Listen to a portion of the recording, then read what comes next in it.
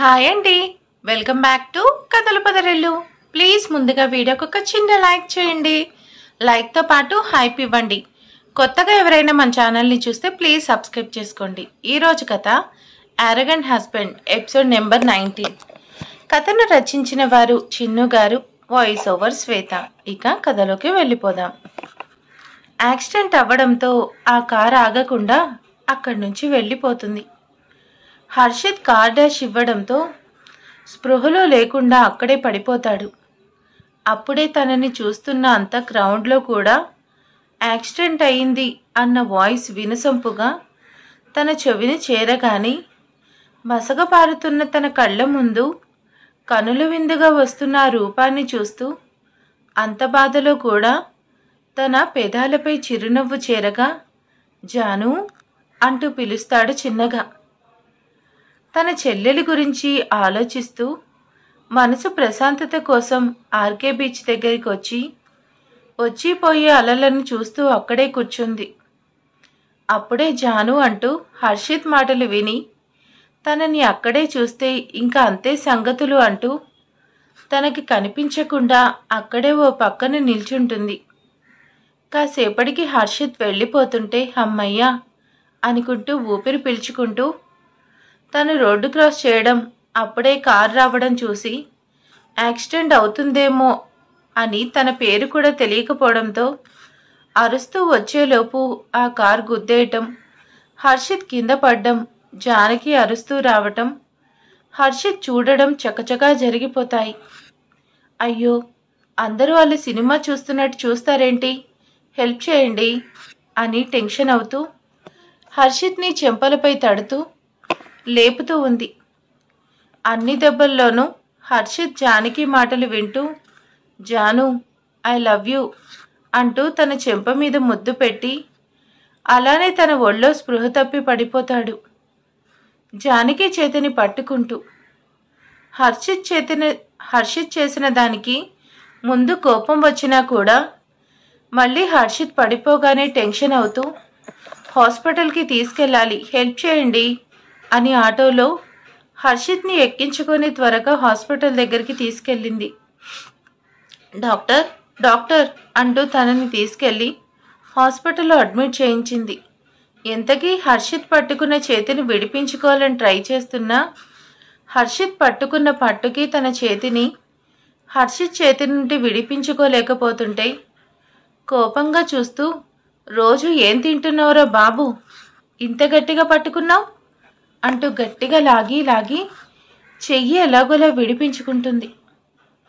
Madam, patient details and advance రిసెప్షన్లో కట్టండి అని చెప్పడంతో జానకి రిసెప్షన్ దగ్గరికి వెళ్ళి తన డీటెయిల్స్ తనకు తెలియవు అని చెప్పి అమౌంట్ కూడా తన దగ్గర లేకపోవడంతో తన చేతి బ్యాంగిల్ ఇచ్చేసి రేపు తీసుకుంటాను అని చెప్పి థియేటర్ బయట వెయిట్ చేస్తూ ఉంది.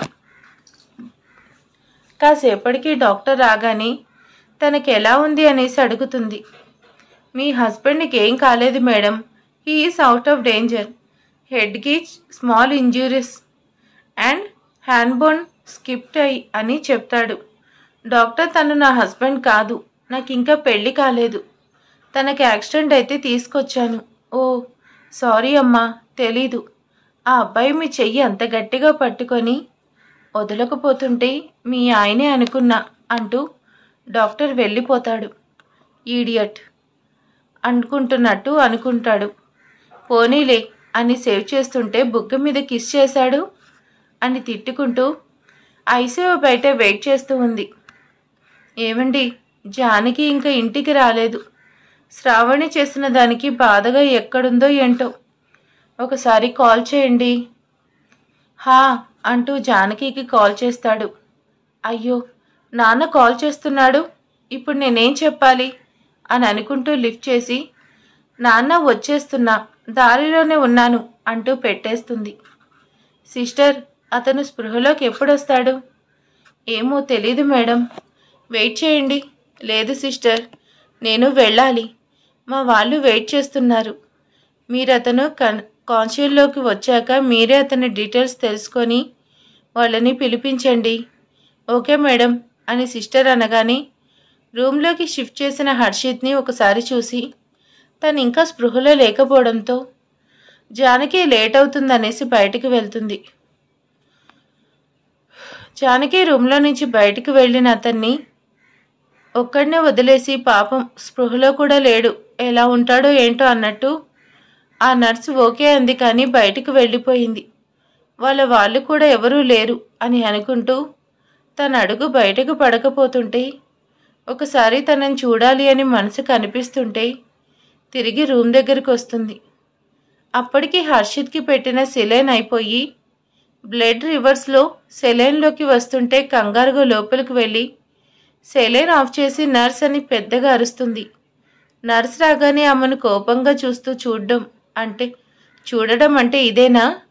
మీరు చూస్తా అన్నారనే నమ్మకంతోనేగా నేను వెళ్ళాను. నేను రాకపోయి ఉంటే ఏమయ్యేది? మీరు పట్టించుకోవడం అంటే ఇదేనా అంటూ సెలైన్ వైపు చూపిస్తూ త్వరగా సెలైన్ మార్చండి అంటూ కోపంగా అరుస్తుంది. జానకి కోపానికి నర్స్ భయపడుతూ సెలైన్ చేంజ్ చేసి, మేడం, పేషెంట్లు చాలామంది ఉన్నారు, మేము వాళ్ళని కూడా చూసుకోవాలిగా. పేషెంట్ తరపు వాళ్ళు ఉంటే చూసుకుంటారు, మేము మాత్రం ఎంతమందిని చూస్తాము అని అంటుంది. హర్షిత్ వైపు చూస్తుంటే జాలిగా అనిపిస్తూ ఉంటే, సరే నేను ఇక్కడే ఉంటాను, మీరు వెళ్ళండి అని చెప్పి నర్స్ని పంపించేసి వాళ్ళ నాన్నకు కాల్ చేసి ఈరోజు ఫ్రెండ్ ఇంట్లోనే ఉంటాను అనేసి అబద్ధం చెప్పేసి కాల్ కట్ చేసి హర్షిత్ వైపు చూసి, ఏం మనిషివయ్యా నువ్వు? ఫస్ట్ టైం కలిసి పారిపోయేలా చేసావు, సెకండ్ టైం కలిసి దాక్కునేలా చేసావు, థర్డ్ టైం మా నాన్నకు అబద్ధం చెప్పేలా చేసావు. ఏం మనిషివో ఏంటో, నా అనుమతి కూడా లేకుండా నాకే ఐ లవ్ యూ చెప్పి ముద్దు పెట్టావు. కాన్షియన్స్లోకి వచ్చాక నీ పని చెప్తాను. అసలేమనుకున్నావు ఈ జానకి అంటే? అంతా నీ ఇష్టమా ఏంటి అని తిట్టుకుంటూ ఆ నైట్ అంతా కూడా అక్కడే ఉండి హర్షిత్ని చూసుకుంటూ ఉంది. లక్ష్మి, జానకి తన ఫ్రెండ్ ఇంట్లోనే ఉంటుందంట ఈరోజు. తన మనసేం బాగాలేదు కదా, అందుకు నేను కూడా ఉండమని చెప్పాను. సరే అండి, నేను శ్రావణికి భోజనం తీసుకెళ్తాను అంటూ ఫుడ్ తీసుకొని శ్రావణి దగ్గరికి వెళ్తుంటే నేను వస్తా పద అంటూ హరి కూడా తన వెనకే వెళ్తాడు. శ్రావణి, అమ్మా నాన్న ఈరోజు ఇద్దరూ వచ్చారా? రండి రండి. రోజు ఒక్కరే వచ్చేవాళ్ళు, ఈరోజు ఇద్దరు వచ్చారు. అదేం లేదమ్మా, నిన్ను చూద్దామని వచ్చాను. ఏంటి నాన్న, అది ఇంట్లో లేదా? నువ్వు నన్ను చూడాలని వచ్చావు. నీకు నాకన్నా అదంటేనే కదా ప్రేమ, అందుకేగా నన్ను ఇంట్లో ఉంచావు, దాన్ని బయటికి పంపావు. ఇప్పుడు అది ఎక్కడుందమ్మా అంటే జానకి బయటికి వెళ్ళింది శ్రావణి. ఓహో, అది బయటికి వెళ్ళింది కాబట్టి మీరిద్దరూ నా దగ్గరకు వచ్చారు. అంటే అది నాతో ఉంటే మీరు ఉండరు, అది లేకపోతే మీరు నాతో ఉంటారు, అంతే కదా నాన్న? శ్రావణి, నేను తప్పుగా అడిగానా నాన్న? నిజమే కదమ్మా. జానకి లేకపోతే మీకు నేనే కూతుర్ని, మీరు నాతోనే ఉంటారు. అంటే జానకి ఉండకూడదు ఉండకూడదు అంటూ గోర్లు కొరుకుతుంది. శ్రావణి, ఏం ఆలోచిస్తున్నావమ్మా? చెప్పాక జానకి ఉండకూడదు, అదే ఆలోచిస్తున్నా. నాన్న మీరేం భయపడకండి, దాన్ని ఉండనివ్వను, పంపించేస్తాను. మళ్ళీ తిరిగి రాకుండా నానమ్మని పంపించినట్టు జాగ్రత్తగా పంపిస్తాను. శ్రావణి అన్న మాటకి ఇద్దరు ఒకరి మొహాలు ఒకరు చూసుకుంటున్నారు. శ్రావణి, అలా అనకమ్మా, జానకి నీకు అక్క అవుతుంది. నాన్న, నాకు అది ఉండడం ఇష్టం లేదు. మనతో ఉంటే నేను ఒప్పుకోను, అందుకే మనకు దూరంగా పంపిస్తాను, తిరిగి రాకుండా.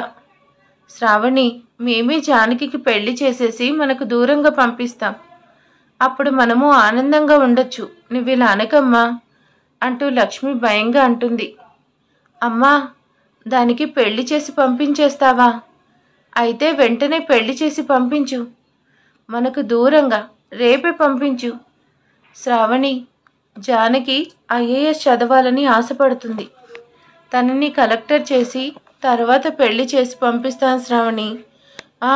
ఆహా అంటూ సర్కాస్టింగ్గా అంటూ అంటే నేను ఇంట్లో ఉండాలి, ఆ జానకి చదువుకొని కలెక్టర్ అయ్యి ఆనందంగా ఉండాలా? నేను ఒప్పుకోను. జానకి చదువుకోవడానికి వీల్లేదు. దానికి పెళ్లి చేసి పంపించు. లేకపోతే నేనే పంపిస్తాను, శాశ్వతంగా దూరంగా పంపిస్తాను. శ్రావణి, నాన్న పెళ్లి చేస్తావా, పైకి పంపిస్తావా? అది చదివి ఆనందంగా ఉంటే నేను ఒప్పుకుంటా అనుకున్నావా? ఎప్పటికీ ఒప్పుకోను. అదెప్పుడు కూడా ఏడుస్తూ ఉండాలి. అది కలెక్టర్ అవ్వకూడదు. దానికి నేను ఒప్పుకోను, అంతే అంటూ కోపంగా గోళ్లు కొరుకుతుంది. చెప్పమ్మా, అది కలెక్టర్ అవుతా అంటుందా? దాన్ని మాత్రం బయటకు పంపిస్తారు, చదివిస్తున్నారు. నేను మాత్రం అది నవ్వుతుంటే చూస్తుండాలా? నేను ఒప్పుకోను. అది కలెక్టర్ అవ్వకూడదు, ఆనందంగా ఉండకూడదు. చెప్పండి, నేను చెప్పినట్టు చేస్తారా లేదా? సరేనమ్మా, అంతా నీకు నచ్చినట్టే చేస్తాము. జానకి పెళ్లి చేసి పంపిస్తాము అంటూ ఫుడ్ తన ముందు పెట్టగానే, ఆహా, మా అమ్మ నాన్నకు నేనంటే చాలా ఇష్టం, నేనే ఇష్టం, అది ఇష్టం లేదు, దాన్ని మన మధ్యలోకి రానివ్వను అంటూ ఆ ప్లేట్లో ఫుడ్ని చెయ్యి మొత్తం కలిపి పెడుతూ తింటుంది. ఆ అన్నంలో జానకిని ఊహించుకుంటూ హరి, లక్ష్మి ఇద్దరూ కూడా ఆందోళనగా చూస్తూ ఉంటారు. నైట్ అంతా కూడా అక్కడే ఉండి హర్షిత్ని చూసుకుంటూ ఉంది. నిద్ర వస్తున్నట్టు ఉంటే రెస్ట్ రూమ్కి వెళ్ళి ఫేస్ వాష్ చేసుకోబోతూ చిన్ మీద అంటిన బ్లడ్ సెన్స్ చూస్తుంటే, జాను ఐ లవ్ యూ అంటూ బుగ్గ మీద ముద్దు పెట్టడం అద్దంలో కనిపిస్తుంటే ఆ ఫేస్ మొత్తం వాటర్తో కడిగేస్తుంది. నాకు మనసులో ప్రేమ దోమ ఏం లేదు, జస్ట్ సాటి మనిషిగా తనకి సాయం చేస్తున్నా, అంతే. నేను ఎవరిని ప్రేమించడం లేదు, ప్రేమించను కూడా. నేనెవరికి ఎమోషన్ కనెక్ట్ అవ్వను. నాకంటూ ఉన్నవి రెండే కలలు, ఒకటి నా చెల్లి, రెండు నా ఈఎస్ కళ అని అనుకుంటూ ఉంటే రూమ్లో సౌండ్ వినిపించేసరికి పరుగున అక్కడికి వెళ్తుంది. అమ్మా, అమ్మా, లే అమ్మా, మాట్లాడమ్మా, నన్ను చూడమ్మా, హర్ష వచ్చానమ్మా, అమ్మా అంటూ కలవరిస్తున్న హర్షిత్ని చూస్తూ కంగారుగా తన దగ్గరికి వెళ్ళి తన చెయ్యి పట్టుకుంటుంది. అప్పటి వరకు కలవరిస్తూ ఉన్న హర్ష తన చేతి స్పర్శ తగలగానే తన మనసుకి స్వాంతన చేరుతుంటే అంతే, కాసేపటికి పడుకుంటాడు. జానకి చేతిని అలానే గట్టిగా పట్టుకుంటూ, అయ్యో ఇదేంటి ఈయన ఇలా పట్టుకున్నాడు? ఏం తింటున్నావయ్యా? ఇవి చేతులా ఇంకేమన్నానా?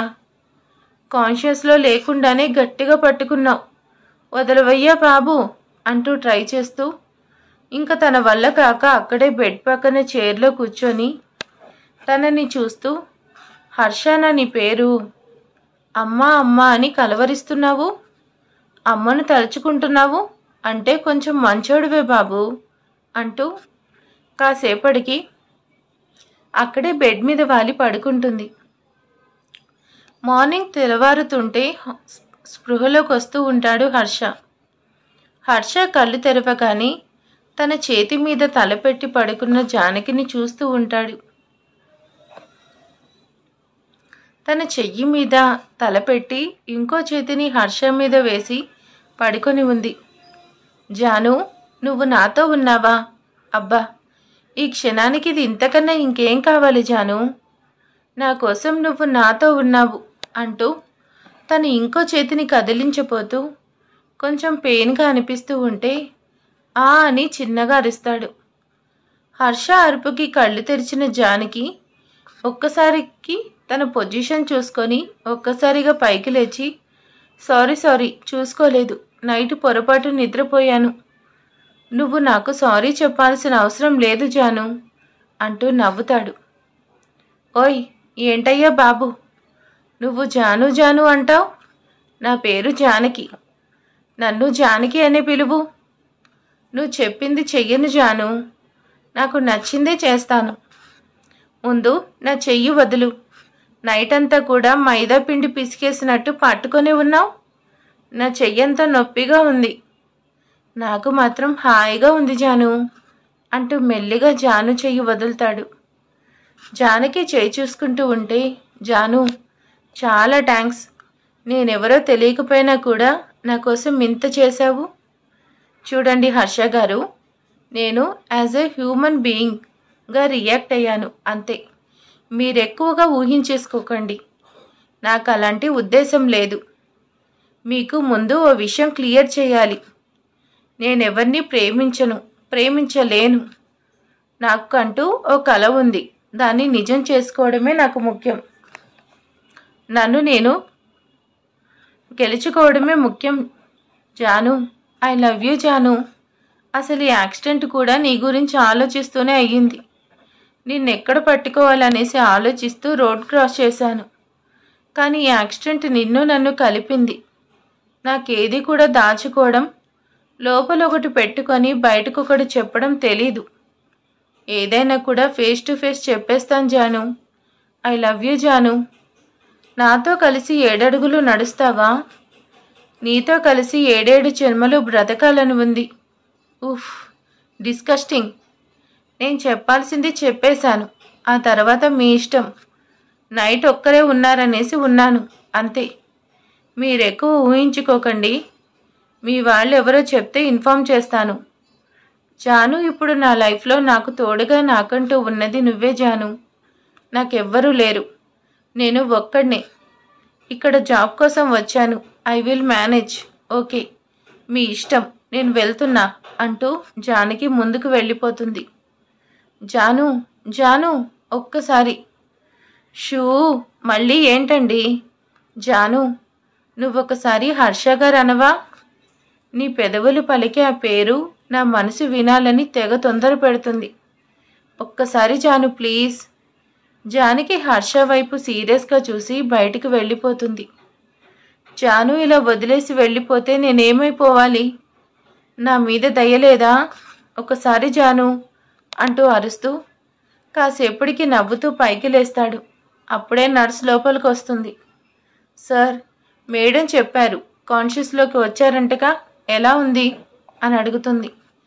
హర్ష బాగానే ఉంది అని చెప్పడంతో ఓకే సార్ అని నర్స్ వెళ్ళిపోతుంది. తర్వాత డాక్టర్ వచ్చి తనని చెక్ చేసి 2 days రెస్ట్ తీసుకోవాలి అని చెప్పడంతో జానకి వస్తుందా రాదా అనేసి బాధగా అక్కడే పడుకొని, నర్సు వచ్చాక తన అడ్మిషన్కి మనీ కోసం తన వాలెట్ తీసి కార్డు ఇస్తాడు. సార్, మిమ్మల్ని జాయిన్ చేసిన అమ్మాయి మీకోసం తన బ్యాంగిల్ ఇచ్చి మిమ్మల్ని జాయిన్ చేసింది sir. Sister, if you don't mind, ఆ బ్యాంగిల్ నాకు ఇవ్వండి, నేను మనీ పే చేస్తాను అని మనీ పే చేసేసి బ్యాంగిల్ తీసుకొని తన దగ్గరే ఉంచుకుంటాడు. జానకి, ఇప్పుడైనా రావటం? నైట్ అంతా ఫ్రెండ్ దగ్గరే ఉన్నావు. ఇప్పుడు ఎలా ఉందమ్మా? మనసు కుదుటపడిందా? నాన్న, నేను బాగానే ఉన్నాను. మీరు నా గురించి ఆలోచించకండి. నాకు కాలేజ్ టైం అవుతుంది. నేను వెళ్ళి రెడీ అవుతాను. ఏవండి, జానకి విషయం ఎలా చెప్పాలండి? ఇప్పుడు జానకి విషయం చెప్తే తను చాలా బాధపడుతుంది. దానికి చదువు అంటే ప్రాణం. అదే కాదు అంటే తనని మనం ఎలా ఒప్పించగలం? అందుకే లక్ష్మి, జానకి చదువుకి ఇబ్బంది రాకుండా దాన్ని బాగా చూసుకునేవాడికిచ్చి పెళ్లి చేద్దాం. పెళ్లికి ముందే తన్ని నచ్చినట్టుగా చదివించేవాడిని చూసి పెళ్లి చేద్దాం లక్ష్మి. జానకి 2 ఏళ్ల తర్వాత అయినా పెళ్లి చేయాలి.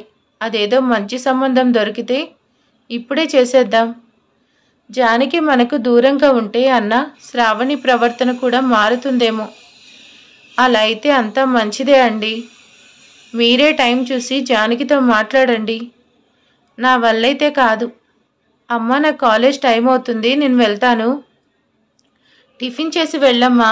జానకి, వద్దమ్మా, నాకు ఆకలిగా లేదు. బాక్స్ తీసుకెళ్తాను, ఆఫ్టర్నూన్ తింటానులే అంటూ కిచెన్లోకి వెళ్ళి బాక్స్లో టిఫిన్ పెట్టుకుంటుంది. నాకు ఎవరూ లేరు. నేను ఒక్కడినే జాబ్ కోసం వచ్చాను. షూ, జానకి ఇంత మంచి మనసు పనికిరాదు. అతను స్ట్రేంజర్ జానకి. అతను ఎలా ఉంటే మనకెందుకు? మన దారిన మనం పోదాం. అయినా నా బ్యాంగిల్ అక్కడే ఉందిగా, అది తెచ్చుకోవడానికి వెళ్ళాలిగా అంటే వెళ్ళాలి, తప్పదు. వెళ్ళి మనీ కట్టేసి నా బ్యాంగిల్ తీసుకొని వచ్చేద్దాం అని అనుకొని, నాన్న, నాకు ఒక 30,000 కావాలి. అంత మనీ ఎందుకమ్మా? నాన్న, నీకు నిన్న అబద్ధం చెప్పాను.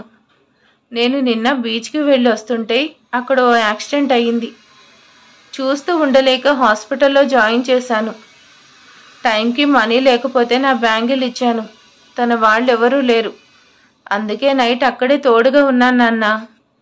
ఇప్పుడు అది తెచ్చుకోవడానికే నాన్న నిన్న మీరు టెన్షన్ పడతారనేసి ఫ్రెండ్ దగ్గర ఉన్నానని అబద్ధం చెప్పాను. కానీ ఒక అబద్ధం ఆడితే లైఫ్ లాంగ్ అబద్ధాలు ఆడుతూనే ఉండాలి. అదే ఒక్కసారి నిజం చెప్పేస్తే ఇంకేం ప్రాబ్లం ఉండదు. నేను తప్పు చేశాను అనుకుంటున్నారా నాన్న? కూతుర్ని అపురూపంగా చూసుకుంటూ, నా కూతురు కలలో కూడా తప్పు చేయదు, దానికి తప్పు చేయడం తెలీదు జానకి. నువ్వు నిన్న అబద్ధం చెప్పినా కూడా అది ఒక ప్రాణం కాపాడడం కోసం తప్పు కాదు. లక్ష్మి, అమ్మాయికి డబ్బులు ఇచ్చి పంపించు. ఇంతకు యాక్సిడెంట్ అయిన వాళ్ళు ఎలా ఉన్నారమ్మా? బాగానే ఉన్నారు నాన్న, కాన్షియస్లోకి వచ్చారు అని చెప్తుండగాని లక్ష్మి డబ్బులు ఇవ్వడంతో జానకి తీసుకొని బయటికి వెళ్ళిపోతుంది. లక్ష్మి, చూసావా, నా కూతురు దాని మాటలు వింటుంటే నాకు మా అమ్మనే చూస్తున్నట్టుందే. మా అమ్మ నా పక్కనే ఉన్నట్టుంది. జానకి హాస్పిటల్ దగ్గరికి ఎందుకు తీసుకొచ్చావు? కాలేజ్ టైం అవుతుంటే. నువ్వు ఇక్కడే ఉండు, నేను ఇప్పుడే వస్తాను అంటూ లోపలికి వెళ్తుంది జానకి. మరి ఆ తర్వాత ఏం జరుగుతుంది? హర్ష అక్కడ ఉంటాడా లేదా అనేది నెక్స్ట్ పార్ట్లో తెలుసుకుందాం. Thank you for watching.